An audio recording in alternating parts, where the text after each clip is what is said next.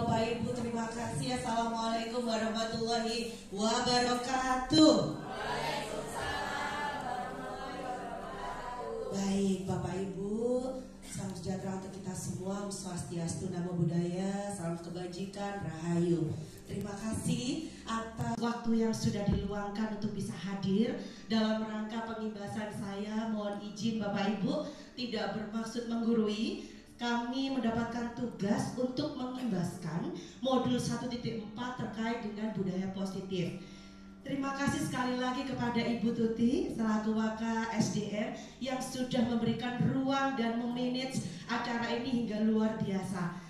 Tak lupa juga ucapan terima kasih yang sebesar-besarnya kepada Bapak Ibu yang telah hadir di sini. Semoga apa yang akan kita pelajari 1 jam ke depan bisa bermanfaat untuk saya, Bapak Ibu, dan sekolah kita. Setuju nggih Bapak Ibu? Baik. Bapak Ibu yang saya hormati, ada beberapa agenda yang nanti akan kita laksanakan 1 jam mendatang.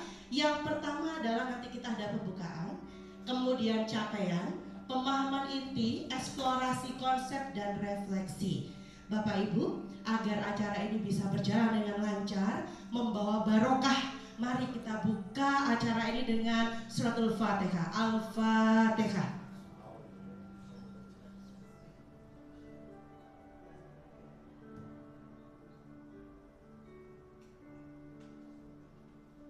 Amin. Bismillahirrahmanirrahim. Mohon izin Bapak Ibu, nggih. Siap. Ya. Sebelum kita mulai Bapak Ibu, kita ada ice breaking dulu ya, biar agak sedikit panas dan meleleh begitu ya. Untuk ice breaking ini saya mohon sekiranya Bapak Ibu untuk berdiri dari tempat duduk biar agak semangat gitu Bapak Ibu. Nah, ice breaking kita hari ini kita akan bermain tebak angka oke, yes gitu ya. Bapak Ibu, ini adalah instruksi. Jadi instruksinya nanti Bapak Ibu akan menghitung 1 sampai selesai semua peserta. Kemudian mohon diingat angkanya masing-masing ya. Mohon diingat angkanya masing-masing. Contoh, misalnya saya mau dari Pak Zaini. Pak Zaini bilang 1, Bu Zara 2, Bu Tuti 3. Maka Pak Zaini harus ingat, oke, saya 1, Bu Yara 2, Bu Tuti 3. Begitu. Kemudian nanti saya akan menyebut angka secara acak. Ketika saya sebut angka 1, maka Pak Zaini bilang 1, yes. Sebut angka lainnya. 1, yes, 20. Nah, nanti yang 20, oke. Angka berapa? Paham Bapak Ibu? Sebelum kita mulai kita coba terlebih dahulu ya. Percobaan ya Bapak Ibu.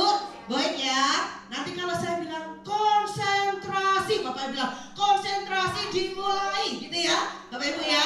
Baik, kita coba konsentrasi. Konsentrasi dimulai. Baik, permainan tebak angka. Oke ya, dimulai. Hitung. 1, 2, 3, 4, 5, 6, 7, 8, 9, 10, 11. Buka Senin. 15, 14, 15, 16, 18, 19, 20, 21, 22, 23, 24. Oke, Bapak Ibu diingat-ingat angkanya masing-masing. Fokus, fokus, fokus. Konsentrasi. Konsentrasi dimulai. Oke, saya sebut 11. Oke. Tadi gimana? Buka Senin, fokus, fokus. Kalau bilang 11 dulu bilang 11. Oke, sebut nama lain, sebut nomor lainnya. Paham ya? Kita ulang. Fokus, fokus. Konsentrasi. Konsentrasi dimulai. 21. 21, oke. 5. 5. 5, oke. 5 oke. 5, oke. Kita ulang ya. Harus cepat Bapak Ibu, ini melatih fokus dan konsentrasi ya Bapak Ibu. Tepuk tangan dulu biar fokus. Oke, Bapak Ibu ulang lagi.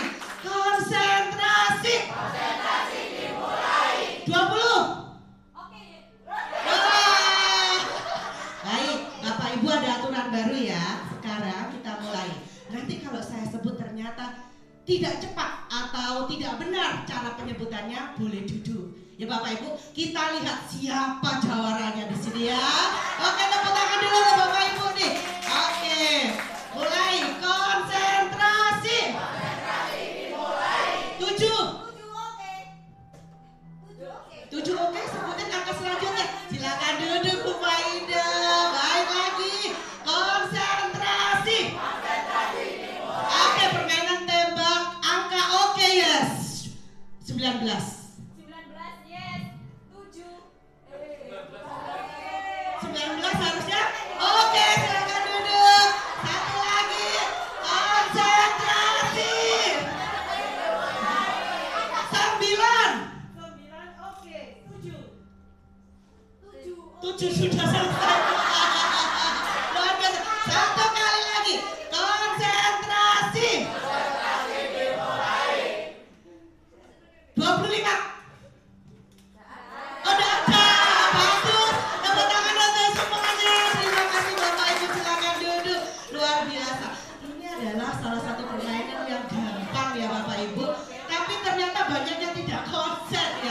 begitu. Tinggal bilang oke, satunya yes, ada yang salah, kemudian gak nyebutin angka lainnya. Ternyata segampang itu kita membuat anak-anak untuk lumer dan mengikuti pembelajaran kita. Ini bisa jadi salah satu permainan yang Bapak Ibu lakukan di dalam kelas gitu ya Bapak Ibu. Banyak sekali Bapak Ibu bisa melihat di YouTube. Nah Bapak Ibu, sebelum kita mulai pembelajaran kita di kelas ini, mari kita buat kesepakatan kelas ya Bapak Ibu. Dimohon nanti seluruh peserta memiliki kesempatan untuk berpendapat. Setuju Bapak Ibu? Berpikiran terbuka dan saling menghormati. Sepakat? Kemudian jika ada satu peserta berbicara, maka peserta yang lain mendengarkan. Sepakat?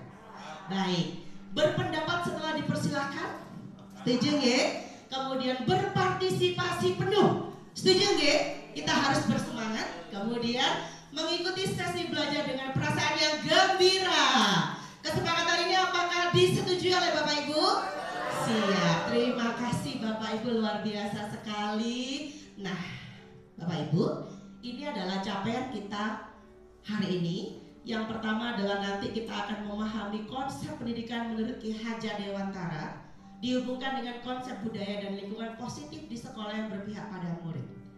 Kemudian yang kedua, melakukan evaluasi dan refleksi tentang praktek disiplin dalam pendidikan Indonesia secara umum untuk mendapatkan pemahaman baru mengenai konsep disiplin positif untuk menciptakan murid dengan profil pelajar Pancasila. Kemudian yang ketiga, memahami peran sebagai guru untuk membangun budaya positif dengan menerapkan konsep disiplin positif dalam berinteraksi dengan murid. Intinya, capaian kita hari ini adalah terkait budaya positif dan disiplin positif. Begitu Bapak Ibu. Cukup gemuk sekali capaian kita pada hari ini. Mohon fokus dari Bapak Ibu. Sekiranya nanti ada pertanyaan, saya persilakan langsung bertanya. Nanti kita akan menjawab bersama-sama. Nah, ini ada beberapa pertanyaan pemantik ya Bapak Ibu. Yang pertama, apakah Bapak Ibu setuju bahwa hukuman dapat mendisiplinkan anak? Setuju? Setuju?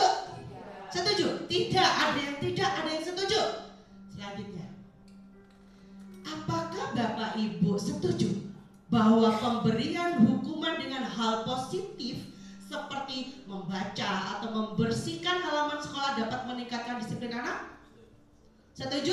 Boleh berpendapat, Bapak Ibu boleh bilang setuju, tidak setuju. Setuju apa? Tidak setuju. Setuju? Setuju Bapak Ibu? Setuju? Oke, selanjutnya. Apakah Bapak Ibu setuju bahwa memberi penghargaan dapat meningkatkan motivasi belajar anak? Setuju? Sering melakukan ini Bapak Ibu? Sering? Tiga-tiganya sering nggak? Tidak juga. Yang paling sering yang mana? Kalau sama anak-anak kita, tidak hanya anak kita yang ada di sekolah, kita tuh punya dua anak ya. Anak yang keluar dari rahim kita, anak kita sendiri di rumah, dan juga anak yang diberikan kepada kita dari pemerintah, anak didik kita. Nah, seperti itu. Selama kita menjadi among atau ibu atau bapak, kira-kira dari hukuman yang bersifat positif seperti tadi membaca, membersihkan lapangan, kemudian atau penghargaan, mana yang paling banyak Bapak Ibu lakukan? Penghargaan Bu Tutus. Ada lagi? Hukuman Bu Anis. Anak-anak itu sudah besar, jadi kalau nggak dihukum, nggak kapok. Begitu. Itu harus ya, kalau anak terlambat tuh Bu Anis ya, keliling 2 kali lapangan, biar kapok mereka besok nggak telat lagi. Ada yang begitu Bapak Ibu? Ada? Luar biasa sekali. Mari kita jawab, apa yang sudah kita lakukan ini sekiranya sudah benar apa belum. Baik ya Bapak Ibu, ini adalah pertanyaan pemantik kita, nanti kita jawab, benar gak yang sudah saya lakukan. Topik dalam eksplorasi konsep ini nanti ada 6 Bapak Ibu. Yang pertama adalah tentang disiplin positif dan nilai-nilai kebajikan universal. Kemudian teori motivasi, hukuman, penghargaan, dan restitusi. Keyakinan kelas, kebutuhan dasar manusia dan dunia berkualitas, restitusi, 5 posisi kontrol, dan restitusi segitiga restitusi. Saya sadar ketika saya masuk menjadi salah satu peserta calon guru penggerak, begitu saya mengikuti materi demi materi Bapak Ibu, Masya Allah, ternyata materi yang saya dapatkan tidak hanya berguna untuk saya sebagai peran saya sebagai guru. Ini bisa banget kita terapkan di rumah. Jadi saya ternyata di rumah, saya punya 3 anak kecil yang sekarang ya sudah tidak dibilang kecil, yang satu sudah mulai menganjak remaja ya, sudah 11 tahun. Kemudian yang 2 9 tahun. Mereka itu sangat kritis. Apa yang kita bilang hari ini, next day ya, hari yang akan datang, kalau misalnya kita tidak konsisten dengan apa yang kita bilang, mereka itu bisa bilang loh, Mama kemarin bilang gini, kok sekarang Mama gini gitu, Bapak Ibu. Karena cara kita menangani mereka itu menentukan apa jadinya mereka. Gak usah jauh-jauh deh untuk sekolah. Kita semua Bapak Ibu selaku orang tua inginkan anak-anak kita menjadi anak-anak yang terbaik ya. Nah Bapak Ibu, insya Allah materi ini sangat bermanfaat untuk Bapak Ibu ke depan. Ini benar-benar bisa merubah. Benar gak sih saya kalau sama anak-anak itu harus, kamu udah sholat belum? Kalau gak sholat bilang gak boleh main HP ya. Contoh saya dulu begitu. Ternyata kita jawab. Baik, sebelum kita jawab, ini ada perubahan paradigma. Bapak Ibu silakan inper ya. Inper, berdua dengan temannya. Ya, sama-sama cowok dan cowok, cewek dan cewek. Tapi it's okay. Kalau misalnya masih di sini sendirian, masih ini tenang aja. Masih ada teman tuh satu di belakang, Bapak, ada Bapak Ulum di sana, atau dengan Pak Aulia. Bapak Ibu, sekarang Bapak Ibu saya punya tisu. Bu Tuti saya minta ya, nah kali ini ya tidak isi. Gitu. Jangan marah ya Mama ya. Nanti saya ganti yang terbaru ya Mama ya. Baik. Baik, Ma, yang lebih tebal Mama. Iya, bentar ya Ma ya, sekalian aja. Saya bawa aja. Aduh, Mama baik sekali. Siap. Bapak Ibu, saya sudah berikan Bapak Ibu selembar tisu. Ya, Bu Rinda sama Bu Vida bisa bersama. Oke, Bapak Ibu, dari tisu tersebut Bapak Ibu bisa robek sedikit. Sedikit boleh. Banyak gak boleh ya Bu Anis? Boleh. Gak apa-apa, ini tisunya Bu Tuti. Dihabiskan, tidak apa-apa. Ya, tenang aja. Nanti diganti 10 ya Mam ya. Tenang ya. Baik. Bapak Ibu, secara bergantian, Bapak Ibu dalam kelompok 2 orang, ambil satu cari kertas, tidak perlu ditulis tidak apa-apa. Bayangkan saja bahwa kertas itu adalah sesuatu hal yang Bapak Ibu bayangkan di situ tertulis sesuatu hal yang berharga di dalam hidup Bapak Ibu. Oh, yang berharga di hidup saya itu Fortuner saya di rumah. Oh, yang berharga di hidup saya itu misalnya rumah saya yang lantai 7, gitu ya. Silahkan Bapak Ibu bayangkan. Kemudian Bapak Ibu taruh di genggaman tangan Bapak Ibu. Genggam dengan kuat-kuat, jangan lepaskan. Tugas Bapak Ibu di sampingnya, salah satu temannya adalah berusaha untuk membuka genggaman tangan itu dengan segala cara. Boleh secara kasar, buka, Pak Aulia buka. Ya boleh. Atau boleh nggak saya buka genggaman tangannya? Tak ganti nanti tak traktir.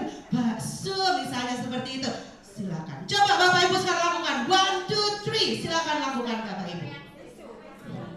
Ya. Tisu. Silakan. Silakan Bapak Ibu lakukan. Ya. Gantian sekarang Bapak Ibu. Gantian. Yang tadi sudah berupaya merebut, sekarang yang genggam. Ayo Bapak Ibu. Silakan. Jangan. Ini adalah harta satu-satunya saya. Kenapa kamu mau ambil? Nah, kira-kira seperti itu ya skenario-nya. Lah, Bu Evi dengan Bu Lela. Waduh, ini apa ini? Waduh, sangat luar biasa sekali ini. Berusaha dibuka, tapi Bu Lela sengaja untuk menutupnya. Ini adalah harta saya, tidak boleh dibuka. Baik, sudah Bapak Ibu. Tepuk tangan untuk Bapak Ibu semuanya. Luar biasa. Bapak Ibu,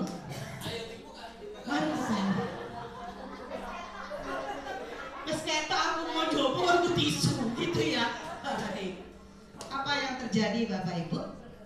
Apakah Bapak Ibu membuka atau menutup kepala tangan? Ada yang buka? Tidak. Kenapa tidak dibuka Bu Faida? Mantap, berharga Banis, ini harus saya simpan. Ada yang membuka kepala tangan Bapak Ibu? Oh tak buka Bu, lawongan ngono bulai lau. Ya Allah Bu, tenagane Bu luar biasa. Wes kilo PN. Ada yang begitu ya. Bu Evi pasrah PN. Ya, mengapa? Apa alasan Bapak Ibu membuka atau menutup? Jangan. Itu adalah harta saya. Jangan sampai ada orang lain yang mengambilnya. Atau Bapak Ibu sengaja membukanya seperti tadi Bu Evi bilang, aku pegel banget so boleh lamun wong so tak jarno tak buka ya aku gitu ya. Di dalam kegiatan ini sesungguhnya siapa yang memegang kendali atau kontrol untuk membuka atau menutup kepala tangan? Bapak Ibu sendiri ya. Ya. Sekarang saya tanya, kalau kita berbicara dengan siswa, kemudian ternyata siswa itu mau kita atur, kira-kira begitu yang mau diatur, guru yang mau diatur itu siswanya apa? Gurunya. Mari kita lihat. Bapak Ibu, ternyata selama ini ada beberapa miskonsepsi kita dalam memaknai arti kontrol. Ada ilusi kontrol yang sudah kita lalui setiap hari. Yang pertama, kita berilusi bahwa guru itu mengontrol murid. No way, Bapak Ibu. Banis, tapi murid itu mau loh. Kamu lari dua kali putaran lapangan. Ada kok yang mau? Berarti kan saya bisa mengontrol mereka. Tidak, Bapak Ibu. Mereka mau berlari karena mereka mau membuka dirinya untuk diatur dan dikontrol oleh Bapak Ibu. Andai kan dia bilang gak mau, bisa gitu.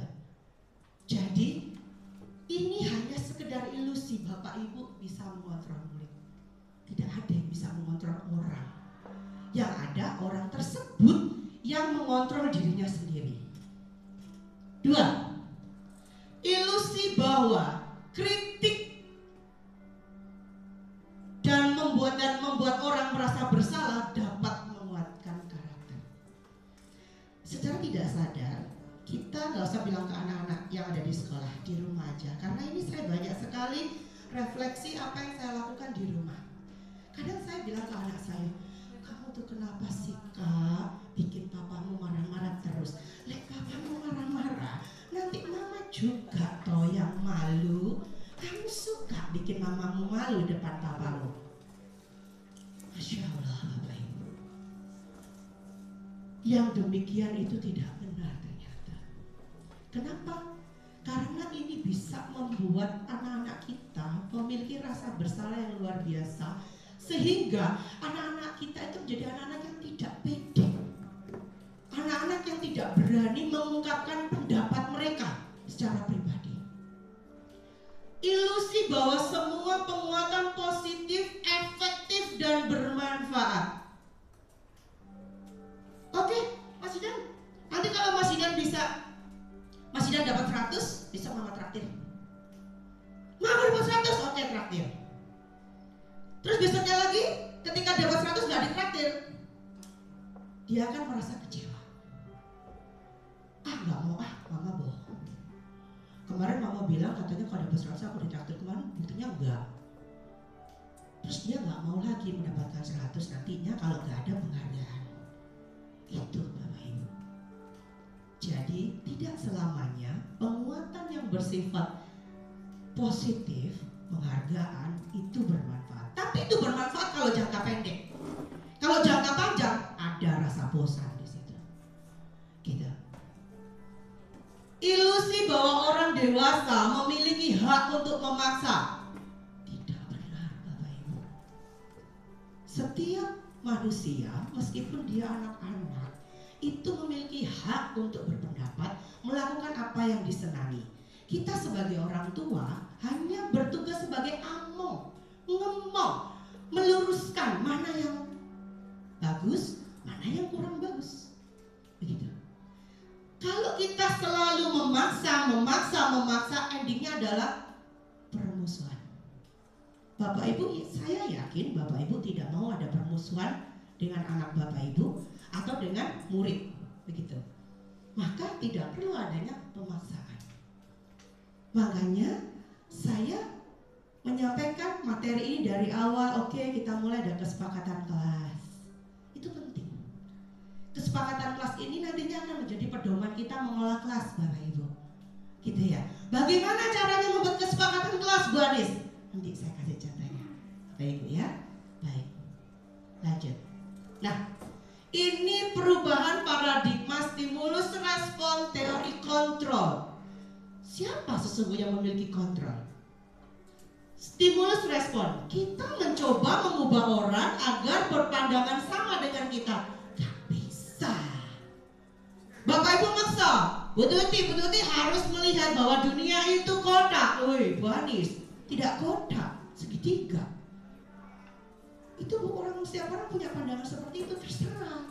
Kita tidak bisa mengontrol. Teori kontrol yang betul, kita yang berusaha memahami pandangan orang lain tentang dunia.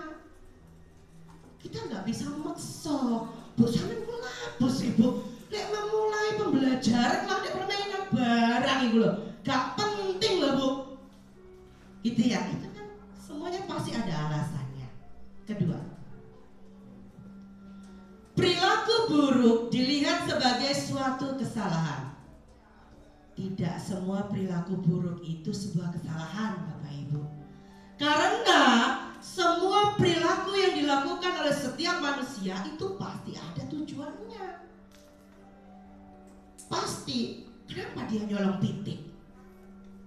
Kalau Bapak Ibu hanya melihat nyolong pitik, ya, mencuri ayam, maka yang akan terjadi adalah penjara 3 bulan kurungan. Padahal harusnya kita melihat sisi yang lainnya. Kenapa ya dia nyolong pitik ya? Kenapa dia mencuri ayam? Atau nggak usah curi ayam deh, anak-anak kita terlambat. Kamu tuh kenapa sih suka terlambat banget? Kenapa sih kamu suka terlambat? Kamu itu loh nggak tahu ya peraturan sekolah itu datang jam berapa? Lari. Misalnya seperti itu. Padahal kita nggak tahu anak ini ternyata dari 2 hari yang lalu menunggui ibunya di rumah sakit, ibunya sakit keras, kemudian tidak ada orang lain yang menunggunya selain dia karena dia yatim. Kita nggak mau melihat itu. Bapak Ibu yang saya hormati, mohon ke depan kiranya ketika anak-anak kita melakukan kesalahan, jangan langsung dijustifikasi salah. Tolong untuk dipahami dari sudut pandang yang lainnya. Kenapa dia seperti itu? Kita bisa bertanya, apa alasanmu nak terlambat? Kamu sudah sering sekali terlambat. Makanya saya tidak setuju sebetulnya ketika, terima kasih Pak Eko, ketika Bapak Ibu memberikan suatu hukuman itu tanpa melihat asal usul penyebab kenapa dia melakukan kesalahan. Gitu. Saya bisa mengontrol orang lain. No way. Genggaman tangan tadi, siapa yang bisa mengontrol? Kita. Oke, kalau memang Bu Evi bilang tak buka, mau mandi suwe kok mau jalan mana? Nah, misalnya seperti itu. Tapi ketika Bu Faida bilang, jangan Bu, ini tisu dari Bu Tuti, saya nanti ini adalah penghargaan buat saya. Terserah. Yang bisa mengontrol adalah diri kita sendiri. Pemaksaan ada pada saat bujukan gagal. Gagal ini kudu tak paksa. Ingat Bapak Ibu, saya sudah sampaikan, pemaksaan demi pemaksaan ujungnya adalah permusuhan. Model berpikir menang kalah. Bapak Ibu, jangan berpikir win loss. Jadi yang penting aku menang, yuk kalah biarin aja. Yang penting ini jalan, yang lain gak jalan gak apa-apa. Jangan Bapak Ibu. Kita harus berpikir win-win. Di sisi saya bagus, di sana juga bagus. Jadi kita harus memikirkan jalan tengah. Jangan sampai ada satu atau lain pihak yang dirugikan. Gitu. Lanjut. Baik. Bapak Ibu, kita sudah masuk di eksplorasi konsep disiplin ya. Kalau mendengar kata disiplin, apa yang terbayang di benak Bapak Ibu? Mic-nya di mana? Waktu. Waktu ya Pak Ulum ya. Waktu. Ada lagi? Bu Ica? Waktu. Bu Isti. Kalau mendengar kata disiplin. On time. Wah, ini setuju banget dengan Pak Wajib ya Pak Wajib ya. On time ya Pak. Disiplin itu on time. Ada lagi? Pak Ali? Kalau Bapak mendengar kata disiplin, Bapak di benak Bapak ada apa? Waktu ya. Waktu. Bu Rifatu? Terencana Pak Bayu. Baik. Bu Rifatu? Sesuai. Baik. Konsisten, luar biasa sekali. Padahal Bapak Ibu, disiplin itu berasal dari bahasa Latin. Artinya itu belajar. Tidak ada kaitan tadi bilang waktu, sesuai, on time, terencana, konsisten. Belajar, disiplin itu artinya belajar. Makna asal kata ini berkonotasi dengan disiplin diri dari murid-murid Sokrates dan Plato waktu itu. Silakan masuk, Bu. Ya, siap. Disiplin diri membuat orang menggali potensinya menuju sebuah tujuan apa yang dia hargai. Itu maksudnya. Jadi maksudnya gimana? Saya itu mau bisa membuat video pembelajaran, anggaplah begitu. Maka saya harus disiplin untuk belajar tahap demi tahap dan selalu berlatih agar saya bisa membuat video pembelajaran. Tuh maksudnya. Yang terjadi, budaya kita ini, maka disiplin telah berubah menjadi sesuatu yang dilakukan seseorang pada orang lain untuk mendapatkan kepatuhan. Tuh. Kamu apa sih? Disiplin. Kamu nggak ngerti sekarang jam berapa? Kan gitu ya. Kecenderungan yang terjadi adalah menghubungkan kata disiplin dengan ketidaknyamanan, bukan dengan apa yang kita hargai atau pencapaian suatu tujuan mulia. Bapak Ibu, disiplin itu belajar ya. Jadi kalau kita mengajarkan anak-anak untuk datang jam 7, itu kita mengajari mereka untuk tepat waktu. Begitu. Bukan berarti bahwa disiplin itu sebuah hukuman. Nilai-nilai kebajikan universal dari disiplin tadi salah satunya. Nilai-nilai kebajikan adalah sifat-sifat positif manusia yang merupakan tujuan mulia yang ingin dicapai setiap individu. Setiap perilaku atau perbuatan memiliki suatu tujuan, dan tadi saya sudah menyampaikan. Dengan mengaitkan nilai-nilai kebajikan yang diyakini seseorang, maka motivasi intrinsiknya dalam diri akan terbangun sehingga menggerakkan motivasi dari dalam untuk dapat mencapai tujuan yang mulia sesuai dengan yang diinginkan.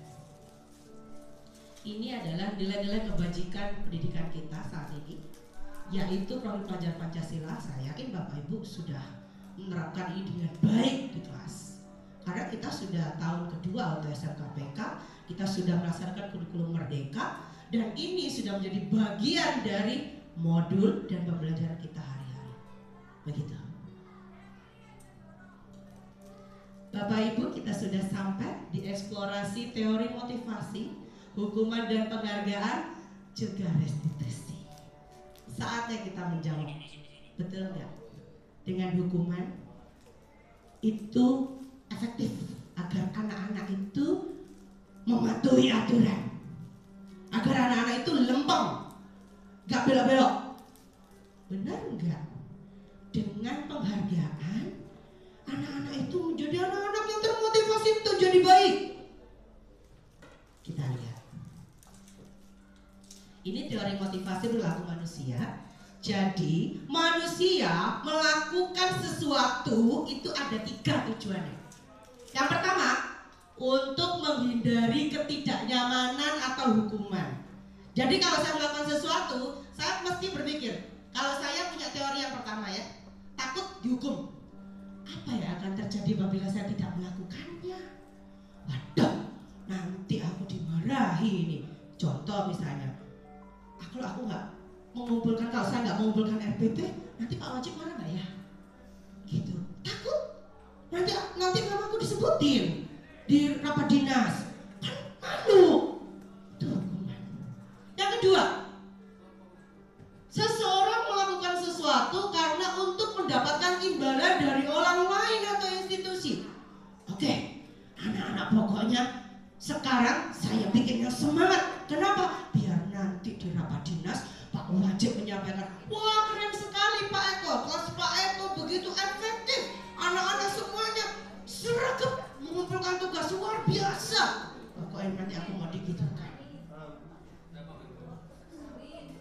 Yang ketiga, kita melakukan sesuatu karena untuk menghargai diri sendiri.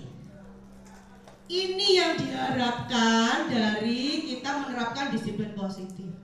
Jadi, oke, saya harus mengumpulkan RPP kepada Pak Wajib tepat waktu karena ini memang kewajiban saya sebagai seorang guru. Kalau nggak ada RPP nanti saya ngajar gimana dong? Saya sebagai guru wajib menjadi guru yang menyenangkan di kelas. Agar apa? Anak-anak ketika pembelajaran masuk materinya. Bukan karena nanti biar di rapat dinas disebutin. Wah, keren. Wah, ini Pak Ali Rosidi anaknya mantap, kemarin sudah membersihkan AC satu sekolah. Disebutin di rapat dinas gitu. Tidak, Bapak Ibu ya. Harapannya adalah ketika kita, ini saya ajarkan kepada Bapak Ibu, ke depan mohon diajarkan kepada anak-anak, diterapkan kepada anak-anak. Sebaiknya kita melakukan sesuatu itu bukan karena takut dihukum atau untuk mendapatkan penghargaan, tapi melakukan sesuatu memang untuk menghargai diri sendiri. Gitu. Eksplorasi konsep selanjutnya adalah hukuman atau konsekuensi. Ada beberapa tindakan guru di sini. Coba Bapak Ibu jawab. Ini hukuman atau konsekuensi ya? Mencatat 100 kali di dalam buku kalimat. Saya tidak akan terlambat lagi karena terlambat ke sekolah. Hukuman atau konsekuensi? Hukuman, betul apa enggak ya? Benar, hukuman. Lanjut. Lari mengelilingi lapangan basket 2 kali karena terlambat hadir di sekolah. Hukuman atau konsekuensi? Hukuman. Membersihkan coretan yang dibuatnya di meja tulis. Konsekuensi. Luar biasa ya Bapak Ibu, sudah bisa menganalisis ya. Mana yang hukuman, mana yang konsekuensi. Luar biasa. Gampang ini ya melaksanakan ini. Murid diminta bertelanjang kaki sepanjang hari karena tidak menggunakan sepatu warna hitam sesuai peraturan sekolah. Hukuman atau konsekuensi? Hukuman atau konsekuensi Pak Teguh? Hukuman. Hukuman, Bapak Ibu. Membersihkan tumpahan air di meja tulis karena tersenggol pada saat belajar. Mantap, luar biasa. Lari keliling lapangan basket 2 kali karena terlambat 10 menit untuk pelajaran PJOK. Ayo, hukuman atau konsekuensi? Konsekuensi, kenapa bisa konsekuensi Bu Zara? Pelajaran PJOK karena ini berkaitan, maka ini konsekuensi. Gitu ya Bapak Ibu. Bapak Ibu, saya nitip pesan. Kalau kita sering menghukum anak, nanti mereka menjadi seseorang yang pendendam. Gitu. Mereka menjadi anak-anak yang tidak percaya diri. Jadi mohon sekali lagi kita bertanya dengan baik kenapa mereka melakukan itu. Bukan langsung dihukum ya Bapak Ibu. Anak-anak kita punya akal sehat yang bisa kita ajak berbicara dengan baik-baik. Sama seperti kita sebetulnya, kita sendiri nyaman gak dapat hukuman? Gak nyaman. Bentuk hukuman yang mohon maaf ini ya, saya tuh merasa dihukum gitu ya. Kalau tiba-tiba di rapat dinas terus dibilang gitu, yang belum mengumpulkan SKP 1, 2, 3, 4, 5 itu hukuman Bapak Ibu. Malu gak Bapak Ibu gitu? Malu. Itu hukuman Bapak Ibu. Gitu. Jadi tidak sebaiknya kita seperti itu. Saya sangat apresiat kepada Pak Wajib. Pak Wajib pernah nggak mengumpulkan RP RPP yang belum mengumpulkan di rapat dinas, Pak Wajib selalu japri, Bu, Pak, RPP-nya belum dikumpulkan. Mohon segera dikumpulkan. Maksud beliau bagus. Kenapa? Karena kan itu pedoman Bapak Ibu. Kalau pedoman itu sepuluh jari kan gitu kan. Harapan Pak Wajib bagus untuk kelas Bapak Ibu. Seperti itu. Ini perbedaan hukuman dan konsekuensi. Agak kecil-kecil Bapak Ibu, saya kirim melalui WhatsApp ya. A minute. Hukuman atau konsekuensi saya kirim ke grup guru ya Bapak Ibu. Biar Bapak Ibu bisa membaca. Kalau PPT banyak Bu. Ini PPT saya 60 lembar. Banyak banget. Nanti saya akan kirim, tapi saya taruh di drive gitu ya, biar Bapak Ibu tidak download terlalu banyak, handphonenya takutnya lemot kita. Bapak Ibu, hukuman itu sesuatu yang menyakitkan harus terjadi. Bapak Ibu mau dihukum? Mau nggak dihukum? Begitu juga dengan anak kita, nggak mau dihukum. Kalau konsekuensi, sesuatu harus terjadi. Kenapa? Karena dia melakukan kesalahan tadi ya. Misalnya dia sengaja mencoreti tembok, maka benar kiranya tolong tembok itu siapa yang nyoreti, temboknya harus kembali pada awal. Warna kuning yang kuning, kalau biru cocok. Hukuman membuat anak sakit, baik secara fisik maupun hati untuk jangka waktu yang lama. Saya yakin Bapak Ibu pasti punya satu pengalaman pahit waktu sekolah dulu. Contoh, aku paling gak senang ketemu guru matematikaku. Lah po, kalau aku salah jawab, bokongku diteplok. Misalnya gitu. Dan itu teringat sampai sekarang. Pada umur saya 37. Begitu. Sinten oh enggak ada Bu, di sini enggak ada Bu. Di sini gurunya baik-baik Bu. Itu sekolah impian saya, jangan enggak tahu gitu loh Bu. Kan ini saya cuma hayalan belaka gitu. Nah. Enggak ada Bu, guru SMP 1 Lamongan itu luar biasa. Bagus sekali gitu. Enggak wajib Pak, kami tidak sombong.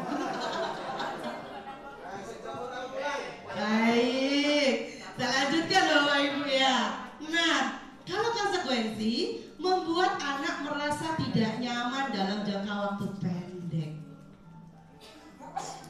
Hukuman, anak membenci kedisiplinan. Harusnya anak menghargai disiplin. Oh iya, benar sih. Betul, tadi saya kembali ke RPP. Oh benar, saya memang harus mengumpulkan RPP tepat waktu. Karena ini adalah untuk saya nanti di kelas. Lihat anak ini, jangan akan jadi guru yang aku lakuin. Akhirnya apa? Kalau di kelas gak ngerti mau ngapain, jamku kok sih. Oke nak, kamu di kelas dulu, bapak masuk nanti jam 11. Anak bingung mau ngapain. Tapi kalau sudah punya panduan, oke kita mau A, B, C, D, berangkat. Oke hari ini kamu begini, proyeknya nih kerjakan. Gitu. Mendorong, kalau hukuman itu paksaan. Kalau konsekuensi stimulus atau tanggapan. Kalau hukuman mendorong anak menyakiti diri sendiri. Kalau konsekuensi mendorong anak agar mudah menyesuaikan diri. Kalau hukuman konsep diri yang buruk. Konsekuensi konsep diri yang baik. Oke ya Bapak Ibu. Anak belajar untuk menyembunyikan kesalahan. Bapak Ibu, kalau sering dihukum, anak itu lama-lama dia kalau salah, dia akan bohong. Aku takut nanti aku kalau ini terjadi di saya sebetulnya. Saya sadar kemarin-kemarin dulu saya begitu pada anak-anak saya. Jadi kalau dia melakukan sesuatu salah, saya hukum. Oke kamu, gak boleh main HP selama sebulan. Akhirnya ketika mereka melakukan kesalahan, mereka diam, enggak mah bukan aku. Padahal kita ingin anak kita jujur ya. Bukan anak kita aja deh, anak didik kita. Maunya kita jujur ya. Karena sebetulnya nilai di rapot itu gak penting. Mas Menteri sudah bilang gak perlu ada ujian. Kenapa? Karena dengan ujian itu menimbulkan persaingan. Saya harus jadi nomor 1. Ketika dia tidak dapat nomor 1, dia akan kecewa. Ketika dia sudah terbiasa jadi nomor 1, kemudian turun jadi nomor 2, dia akan merasa bersalah sekali pada dirinya, pada orang tuanya, pada gurunya. Pasti guru ada loh guru yang bilang begini, kok kamu sekarang juara 2 sih? Ada loh Bapak Ibu. Saya mengalaminya. Astagfirullah. Terus salah saya ya Bu ya. Kan akhirnya gitu kan. Terus akhirnya saya merasa bahwa wah saya gagal hidup saya gitu. Begitu Bapak Ibu. Kalau hukuman mesti begitu.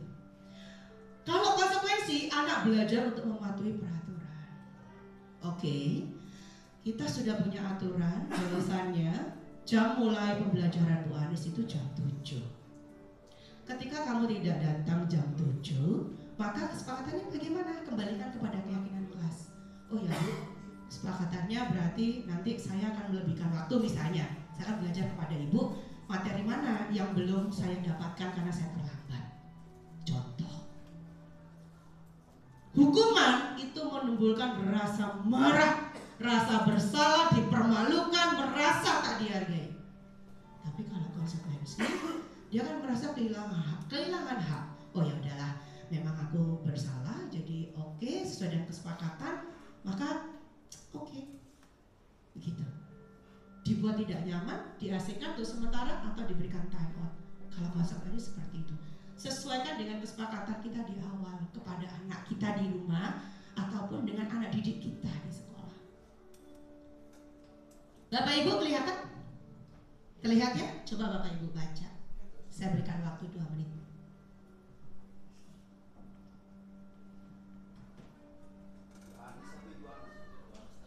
Ibu Anastasia. Betulan dia hadir. Saya sengaja. Kalau Bu Anis namanya nggak menarik. Tapi kalau Ibu Anas, wah Bu Anas gitu. Nah, itu ya Bapak Ibu ya. Sudah selesai bacanya, Bapak Ibu? Gak bisa baca, tak bacakan, masa Allah. Ternyata Pak Eko manja ya Bapak Ibu. Baiklah Pak Eko. Jadi Ibu Anastasia di sini adalah guru kelas 2 SD, tetapi cocok. Bu Anastasia kan imut-imut gitu ya. Kemudian mendapatkan masalah, murid-muridnya tidak bisa tertib saat masuk kelas. Bingung lah Bu Anas itu. Kemudian Bu Anas berpikir, oke, agar anak-anak saya tertib masuk kelas, saya akan berikan bintang. Anak-anak yang tertib masuk kelas, Ibu akan berikan 1 bintang untuk Anda, gitu kan. Terus akhirnya apa?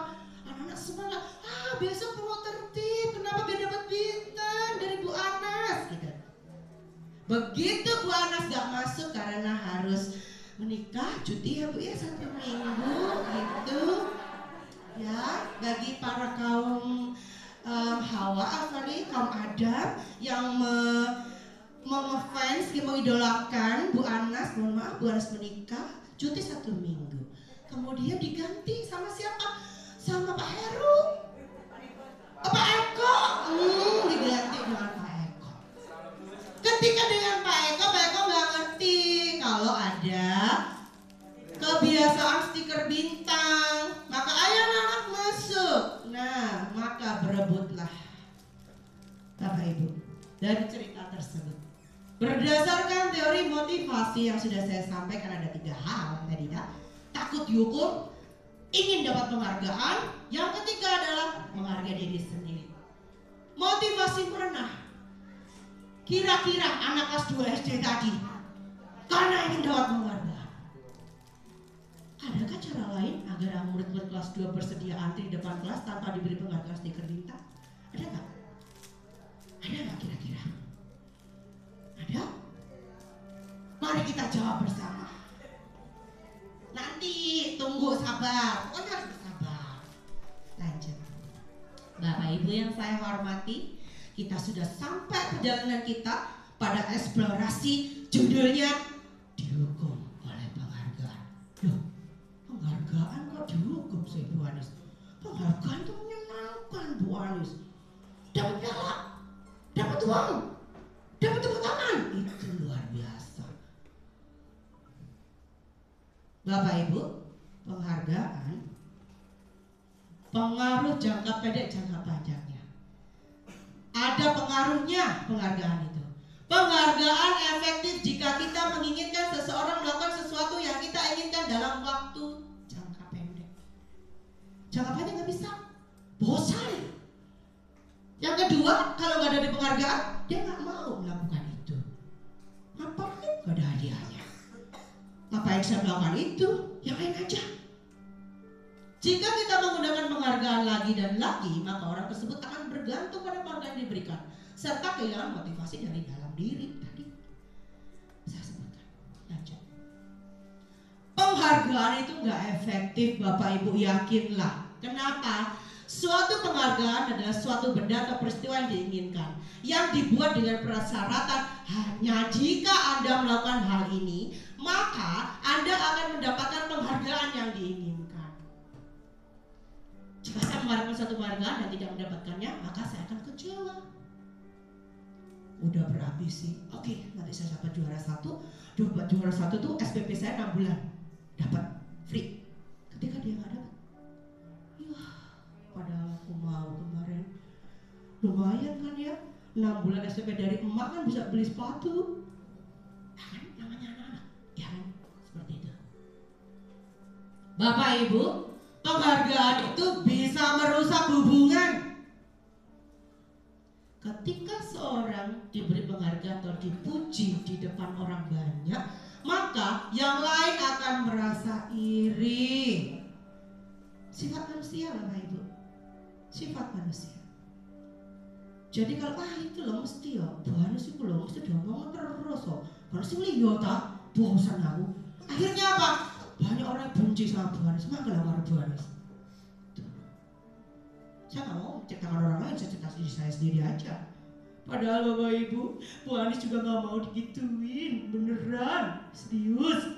Ya udah biasa aja gitu loh, maksudnya gitu. Bapak Ibu, penghargaan boleh, tetapi tolong dilihat lagi. Penghargaan itu menurunkan kualitas. Ini sudah ditelaah Bapak Ibu. Jadi ada 2 grup. Sama-sama meneliti. Yang satu meneliti tanpa ada bayaran. Grup satunya meneliti dengan ada bayaran. Yang berkembang yang mana? Yang tidak ada bayaran. Karena ada motivasi secara intrinsik. Oke, penelitian ini mau berfungsi untuk diri saya, keilmuan saya ke depan, bukan karena uang. Kalau karena uang, nggak mau saya meneliti, nggak ada uangnya. Akhirnya apa? Nggak berkembang. Begitu. Lanjut. Bapak Ibu, penghargaan mematikan kreativitas. Murid diminta berpikir mengenai hadiah atau penghargaan yang bisa mereka dapatkan bila berhasil menulis sebuah puisi. Kreativitas kelompok murid-murid ini menjadi berkurang dibandingkan dengan yang tidak diberitahu tentang hadiah yang mereka terima. Bapak Ibu, jadi tidak selamanya penghargaan itu bagus. Gitu. Kita boleh kok kasih reward karena apresiasi ya. Orang capek loh kerja, kalau nggak kita apresiasi gimana? Terima kasih Bapak Ibu. Contoh misalnya, anggaplah kita akreditasi A ya besok ya. Itu kan yang bekerja banyak orang. Kemudian Bapak Kepala Sekolah memberikan apresiasi. Bapak Ibu guru, tim dari akreditasi, alhamdulillah akreditasi kita A. Luar biasa, tepuk tangan Bapak Ibu. Terima kasih atas usaha kerasnya. Bapak Ibu luar biasa sudah membantu sekolah. Itu apresiasi, boleh. Lanjut. Penghargaan itu menghukum Bapak Ibu. Kalau kita nanti nggak dapat melakukan sesuatu ternyata nggak dapat apresiasi, kok aku nggak dikasih apresiasi sih? Akhirnya apa? Penyakit hatinya muncul, mangkel, gak ikhlas, penyakit. Begitu. Lanjut. Bapak Ibu, motivasi dari dalam diri atau intrinsik inilah yang terbaik. Jadi kalau kita melakukan sesuatu itu berdasarkan hati kita karena kita mau menghargai diri. Kita melakukan yang terbaik, menjadi baik, memberikan yang baik-baik untuk orang lain, itu adalah menghargai diri. Bukan untuk mendapatkan penghargaan, bukan karena takut dihukum, tapi untuk menghargai diri. Sekarang sudah masuk ke restitusi. Apa sih restitusi itu, Bu Anis? Restitusi itu proses menciptakan kondisi bagi murid untuk memperbaiki kesalahan mereka. Jadi, dalam memperbaiki kesalahan murid itu tidak selamanya kita hukum, tapi kita lakukan restitusi. Gimana caranya? Ini ada 9 ciri restitusi Bapak Ibu. Yang pertama, restitusi bukan untuk menebus kesalahan, namun untuk belajar dari kesalahan. Yang kedua, restitusi memperbaiki hubungan. Yang ketiga, restitusi adalah tawaran, bukan paksaan. Yang keempat, restitusi menuntun untuk melihat ke dalam diri, mencari kebutuhan dasar yang mendasari tindakan. Cara yang paling baik, restitusi diri. Restitusi fokus pada karakter, bukan tindakannya. Jadi kita itu kalau menyelesaikan masalah siswa itu, kalau hanya dengan hukuman itu nggak pas, Bapak Ibu. Harusnya kita lakukan restitusi. Gimana Bu Anis caranya? Saya habis ini. Restitusi fokus pada solusi, kemudian restitusi mengembalikan murid yang berbuat salah pada kelompoknya. Ini tadi sudah saya kirim ya. Hukuman itu negatif, konsekuensi netral, restitusi positif. Kenapa positif? Karena murid atau anak menghormati dirinya dan orang lain. Nah, udah sampai ya di keyakinan kelas. Tadi mungkin ada bertanya, gimana sih Bu Anis bikin keyakinan kelas agar anak-anak itu kalau salah kita gampang mengembalikan. Ayo, kamu gimana keyakinan kelasmu, sesuai enggak? Saya kasih video saya. Memang tidak sempurna, tapi bisa jadikan contoh.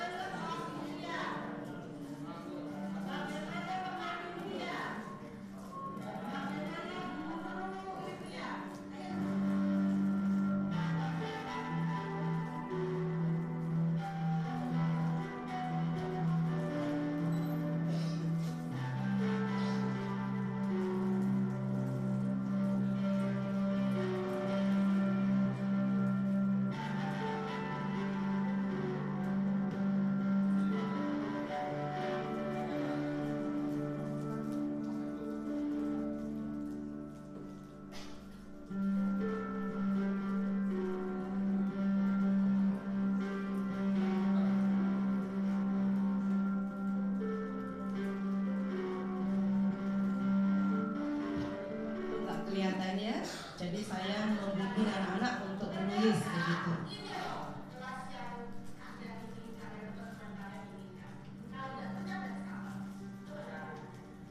Terang sendiri keren sekali Bu Linda.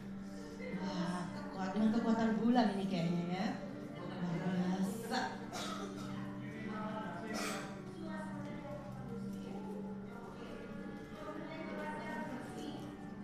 Ternyata mereka itu punya impian yang punya kelas yang nyaman dan bersih, Bapak Ibu. Tidak mau bawa kaos kaki sama kayak kita, sama gitu. Kita juga beda kan, ada bawa kaos kaki sama pom, sama. Ternyata kecut, biasa gitu.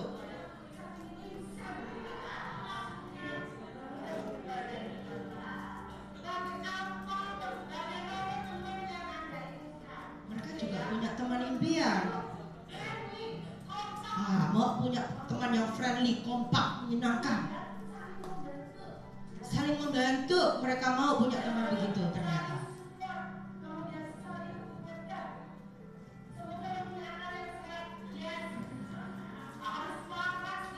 Karena itu lucu loh bahasanya. Saya mau punya teman yang punya akal sehat loh Bu Anis, gitu kata. Sudah, oh iya harus waras, saya gitu Kak. Terus sama anak-anak gitu saya, oh harus waras, saya begitu. Nah ini paling penting nih, guru impiannya mereka. Guru yang menyenangkan, guru yang seru, guru yang gak ngasih banyak tugas. Mereka mau begitu ternyata. Ini hanya di kelas perhotelan ya. Mungkin kalau di kelas lain enggak, mereka suka banyak tugas gitu.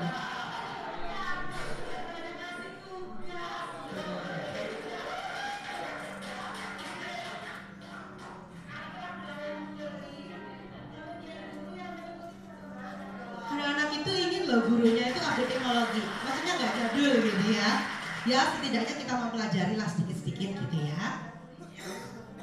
Nah setelah itu, setelah saya tahu kelas impian mereka, teman impian mereka, guru impian mereka, saya membimbing mereka untuk membuat keyakinan kelas dari apa yang sudah mereka sampaikan gitu.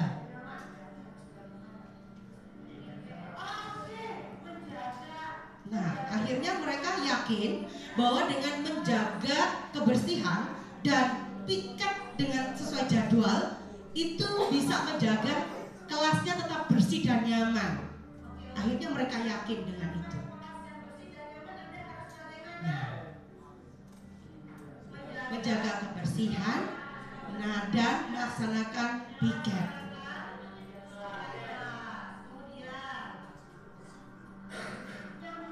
Mereka mau situasi kondusif. Gimana? Nah, mereka yakin ternyata mereka bilang mendengarkan guru selama mengajar, Bu. Mereka akhirnya yakin bahwa dengan mendengarkan guru selama mengajar, maka kondisi kelas menjadi kondusif. Begitu.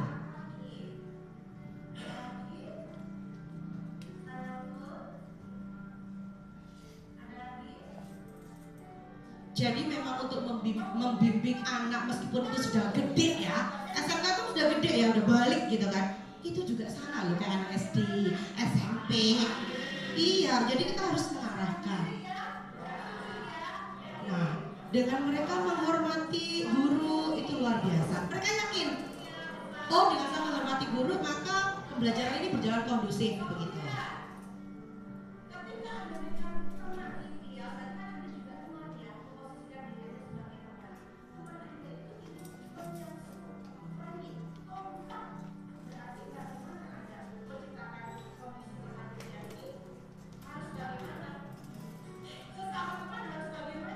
Oke, mungkin sedikit saya.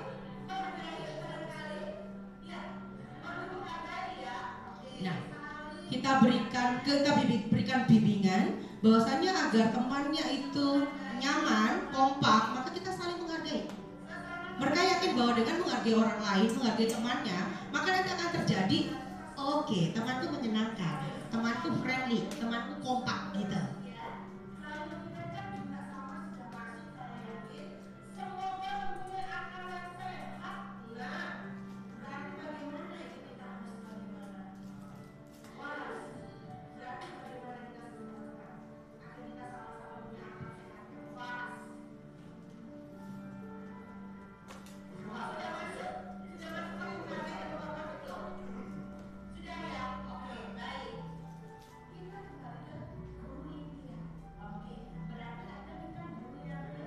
dia meredup Bu Rinda. Mungkin dia sudah lelah Ibu. Terima kasihan ya. Masya Allah, ini udah jam 11 lebih, saya percepat Bapak Ibu ya. Baik, karena ini Jumat Bapak Ibu ya, ini kok tidak bisa ini ya. Oke Bapak Ibu, akhirnya di akhir keyakinan ini saya tampilkan, saya minta anak-anak untuk membaca, kemudian kita foto bersama. Karena kenapa? Untuk mengingatkan mereka, tidak harus dengan begini. Bapak Ibu bisa menggunakan kertas manila, di mana anak-anak menuliskan sendiri keyakinan kelasnya. Keyakinan kelas itu kemudian Bapak Ibu tempel di sudut kelas. Jadi ketika kita beberapa saat misalnya, oh ada anak-anak ini kayaknya peraturannya udah mulai gak teratur nih, gitu ya. Anak-anak ini udah mulai gak teratur nih, maka saya harus ingatkan kembali. Anak-anak masih ingat dengan keyakinan kita? Perlu dirubah nggak keyakinan kelasnya? Perlu ditambahin nggak? Gitu, kita ingatkan. Nah, Bapak Ibu, saya ada pertanyaan. Mengapa sih tidak peraturan kelas, namun keyakinan kelas? Kenapa Bapak Ibu? Karena kalau diatur-atur tuh gak enak ya, gitu ya. Makanya kita harus yakin. Kalau yakin tuh motivasi intrinsik dari dalam diri, gitu. Mengapa kita memiliki peraturan harus menggunakan helm bila mengendarai kendaraan roda 2? Mengapa kita memiliki peraturan 3M menggunakan masker, mencuci tangan dan menjaga jarak 1,5 meter sejak pandemi? Kenapa kita punya aturan harus membuat RPP di awal tahun? Tujuannya hanya satu, mendukung motivasi intrinsik Bapak Ibu, kembali ke nilai-nilai atau keyakinan-keyakinan lebih menggerakkan seseorang. Tujuannya hanya itu sebetulnya. Lanjut. Kakek toh, ini peraturan kelas. Oh sorry, kembali. Ini peraturan kelas yang ada. Nanti kita harus buat keyakinan kelas. Itu akan menimbulkan lingkungan yang positif dan menghasilkan budaya yang positif. Begitu. Lanjut, saya percepat. Ada 5 kebutuhan dasar manusia. Saya kirimkan di grup.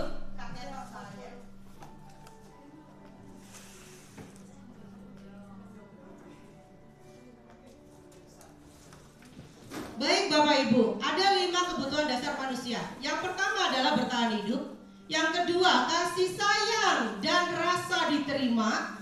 Yang ketiga, penguasaan atau kebutuhan untuk pengakuan atas kemampuan.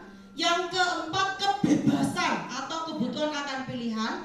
Yang terakhir, kesenangan, kebutuhan untuk merasa senang. Bapak Ibu, sebetulnya saya sudah menyiapkan kegiatan untuk Bapak Ibu. Ini sudah saya siapkan. Ini butuh waktu. Mungkin tidak saya berikan saat ini karena sudah mendekati waktu Jumatan gitu ya. Nanti Bapak Ibu bisa bawa. Ini untuk introspeksi Bapak Ibu dan bisa Bapak Ibu gunakan untuk siswa. Gitu. Jadi kita untuk mengetahui kondisi siswa kita, bagaimana ya perasaan mereka. Apa sih yang kurang? Kebutuhan apa sih yang mereka butuhkan? Yang ternyata belum terpenuhi. Saya bagikan ya Bapak Ibu, nanti Bapak Ibu satu-satu ya. Baik. Jarod, terima kasih. Nanti boleh saya lanjutkan dulu materinya. Bapak Ibu, di WA Bapak Ibu sudah saya kirim untuk materi ini. Itu sudah saya berikan detailsnya. Kebutuhan kasih sayang dan rasa diterima itu yang kebutuhan bagaimana sih? Kebutuhan memiliki ini pengakuan dan kemampuan itu yang bagaimana sih? Ada semuanya di situ. Ini bisa jadi panduan Bapak Ibu untuk menganalisis diagnostik ya, analisis diagnostik siswa pada awal pembelajaran. Lanjut. Nah ini tadi harusnya ada kegiatan ini ya Bapak Ibu, tapi saya skip. Nanti Bapak Ibu bisa lakukan, kita diskusi bareng-bareng di lain hari. Ada 5 posisi kontrol, ada video di sini Bapak Ibu. Oh sorry. Jadi saya skip aja ya Bapak Ibu karena waktu. Ada 5 posisi kontrol. Yang pertama adalah sebagai penghukum. Yang kedua membuat orang merasa bersalah. Yang ketiga teman. Yang keempat pemantau dan yang kelima adalah manajer. Bapak Ibu saya kira.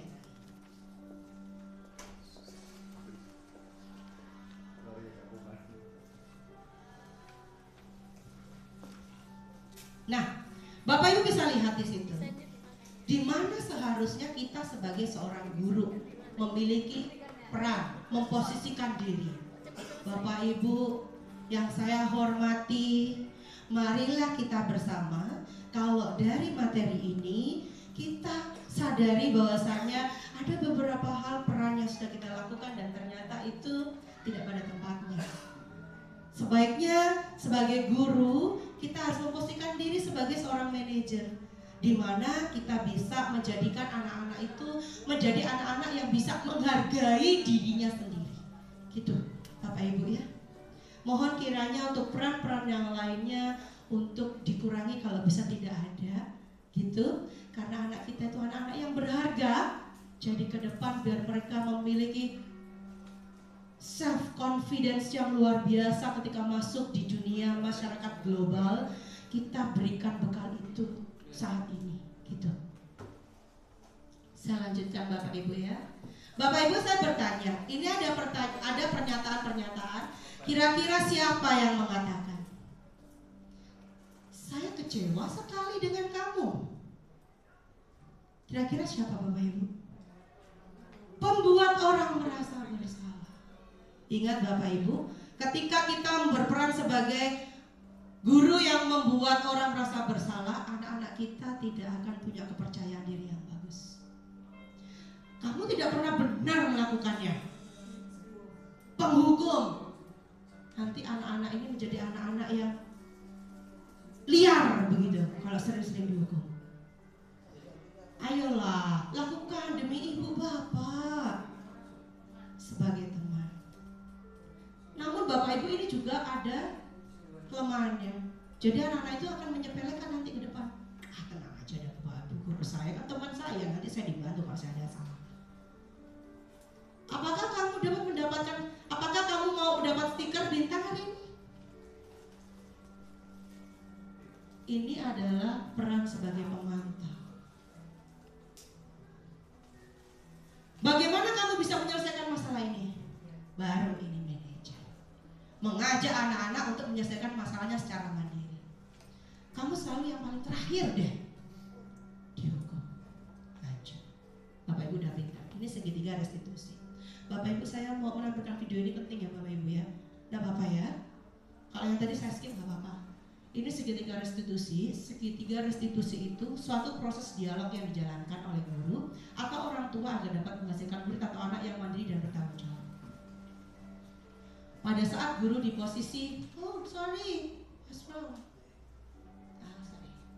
pada saat guru di posisi manajer, aspek yang dikembangkan pada murid adalah motivasi intrinsik. Penanaman nilai kebajikan dapat tumbuh dan berkembang menjadi kebiasaan positif dan akhirnya membentuk karakter murid. Ini ya Bapak Ibu poinnya.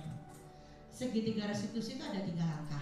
Yang pertama menstabilkan identitas, yang kedua validasi kebutuhan, yang ketiga menanyakan keyakinan.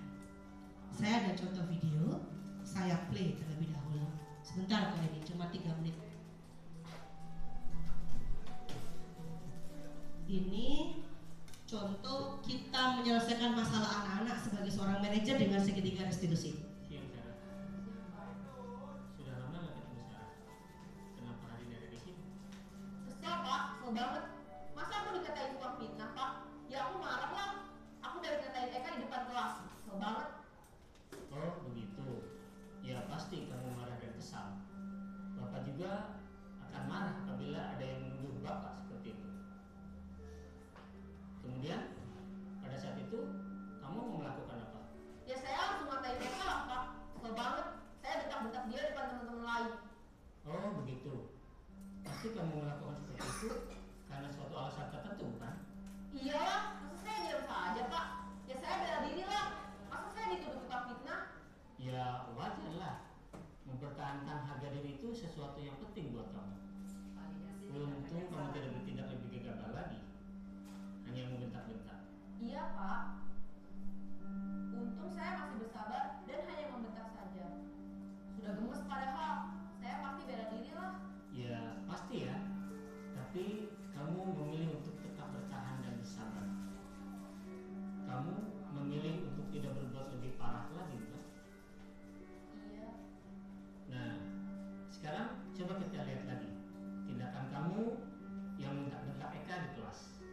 Tindakan kamu itu kira-kira sesuai dengan keyakinan kelas atau prinsip kamu tidak? Enggak lah Pak, capek Pak jadi pemarah. Jadi keyakinan atau prinsip mana yang kurang sesuai dengan keinginan kamu? Ya, saya sebenarnya sangat menghargai orang lain. Mungkin saat itu saya menjadi emosi, jadi tidak menunjukkan sikap itu. Kamu meyakini tidak? Menghargai orang lain itu penting buat kamu. Yakinlah Pak. Iya, setuju. Kita harus saling menghargai. Namun, ada juga keyakinan yang kita sepakati yang perlu kita jalankan apabila kita sedang marah, bukan? Ya, saya bisa lebih proaktif, mulai dengan diri sendiri. Saya bisa jadi lebih bersabar, mengambil waktu jeda untuk berpikir mau apa selanjutnya. Kira-kira kamu bersedia memperbaiki masalah ini tidak? Sedia Pak. Kalau kamu memperbaiki masalah ini, kamu akan menjadi orang seperti apa? Saya akan menjadi orang yang bertanggung jawab kali ya Pak. Ya, senantiasa proaktif.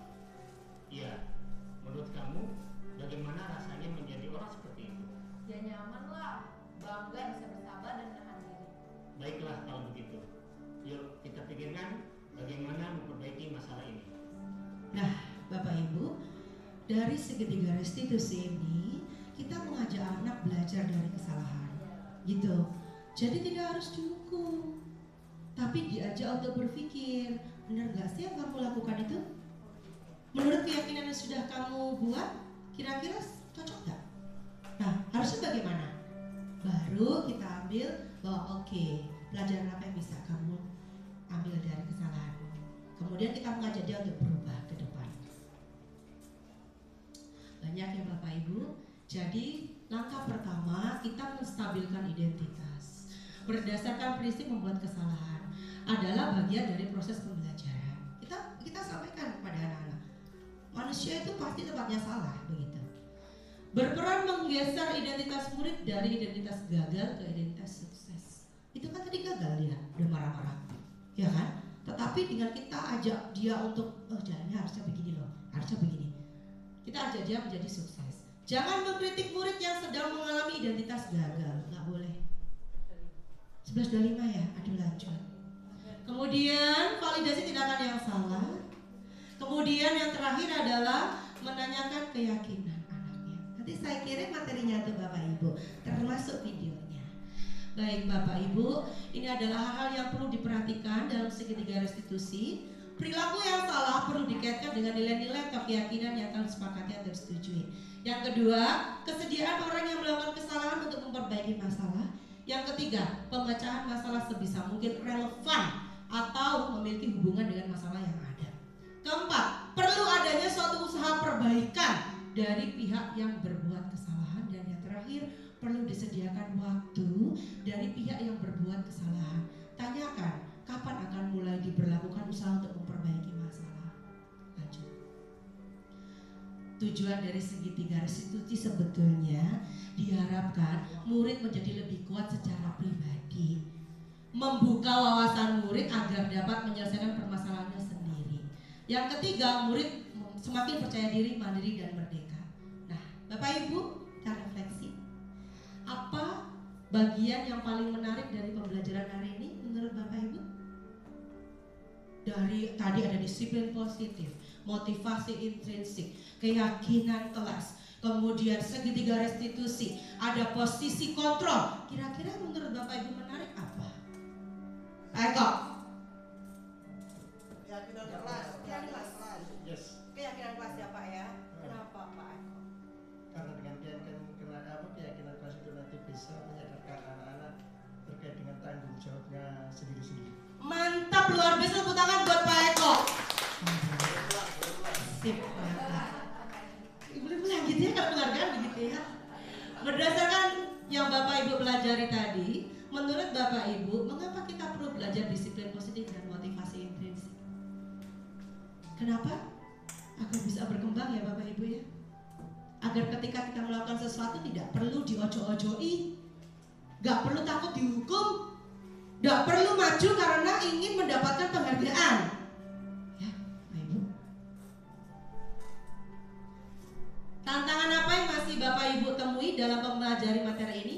Ada tantangan gak Bu Tuti? Apa itu Bu Tuti tantangan?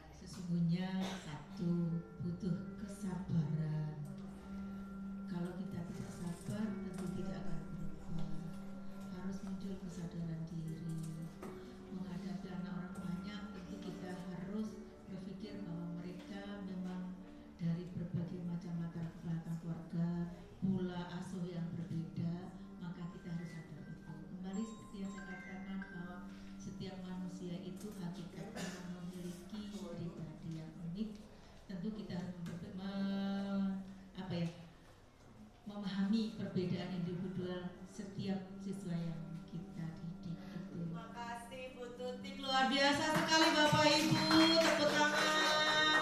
Terima kasih Bapak Ibu. Saya akan menjadi among yang seperti apakah setelah mengikuti modul ini? Kira-kira Bapak Ibu mau jadi among yang bagaimana? Mau jadi guru yang bagaimana? Menginspirasi? Bersemangat? Menyenangkan?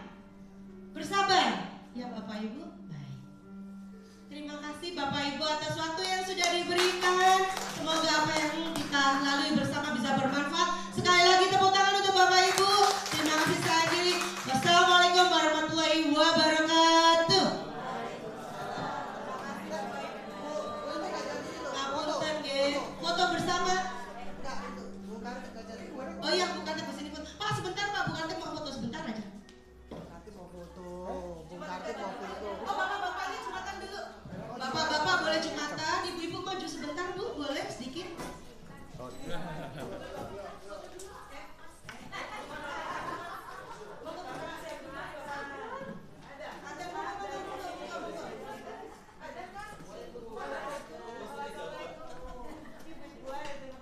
Terima kasih Bapak Ibu.